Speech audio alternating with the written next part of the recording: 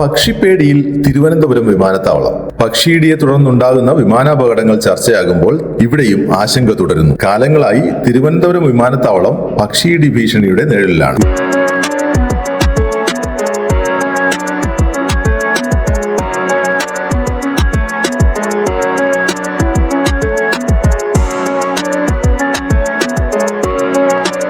വിമാനത്താവള പരിസരത്ത് ഇറച്ചി മാലിന്യങ്ങൾ ഉപേക്ഷിക്കുന്നതാണ് പക്ഷികളുടെ ശല്യം വർദ്ധിക്കാൻ കാരണം. ഇത് നേരിടാൻ കോർപ്പറേഷനും വിമാനത്താവള അധികൃതരും ശ്രമങ്ങൾ ആരംഭിച്ചെങ്കിലും പക്ഷികളെ പൂർണ്ണമായി തുരത്താൻ കഴിഞ്ഞിട്ടില്ല.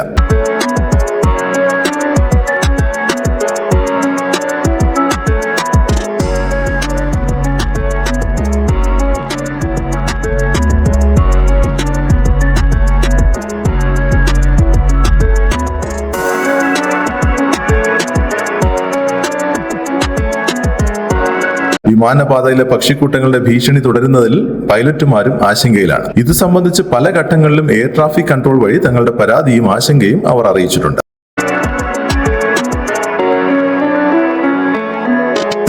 ലാൻഡിംഗ് സമയത്തും ടേക്ക് ഓഫ് സമയത്തും പരുന്തും മൂങ്ങയും ഉൾപ്പെടെ പക്ഷികൾ ഇടിച്ചു കയറിയുണ്ടായ അപകടത്തെ തുടർന്ന് യാത്ര റദ്ദാക്കിയ ഒട്ടേറെ സംഭവങ്ങൾ ഉണ്ടായിട്ടുണ്ട്. ലാൻഡിങ്ങിനിടെ എയർ ഇന്ത്യ എക്സ്പ്രസ് വിമാനത്തിന്റെ ഇടതുഭാഗത്തുള്ള എഞ്ചിനിൽ കൊക്കിടിച്ചു കയറിയതും കഴിഞ്ഞ വർഷം വാർത്തയായിരുന്നു. എയർപോർട്ടിനുള്ളിലും വിമാനപാതയിലും എത്തുന്ന പക്ഷികളെ തുരത്തുന്നതിന് ബേർഡ്സ് കെയേഴ്സ് ജീവനക്കാരെ നിയമിച്ചിട്ടുണ്ട്. പടക്കങ്ങളും റോക്കറ്റുകളും ഉപയോഗിച്ചാണ് നിലവിൽ ഇവയെ തുരത്തുന്നത്.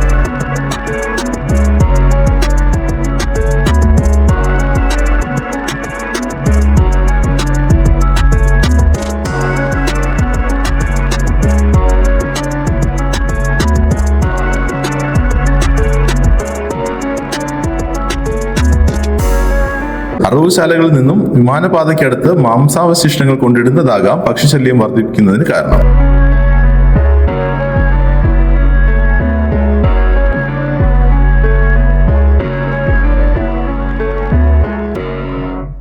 അറവുശാലകളിലുള്ള അവശിഷ്ടങ്ങൾ എത്തിച്ച് സംസ്കരിക്കുന്നതിന് മുട്ടത്തറയിൽ തുടങ്ങുന്ന റെൻഡറിംഗ് പ്ലാന്റ് പ്രവർത്തനക്ഷമമാകുന്നതോടെ പക്ഷിക്കൂട്ടങ്ങളെ നിയന്ത്രിക്കാനാകുമെന്നാണ് പ്രതീക്ഷ.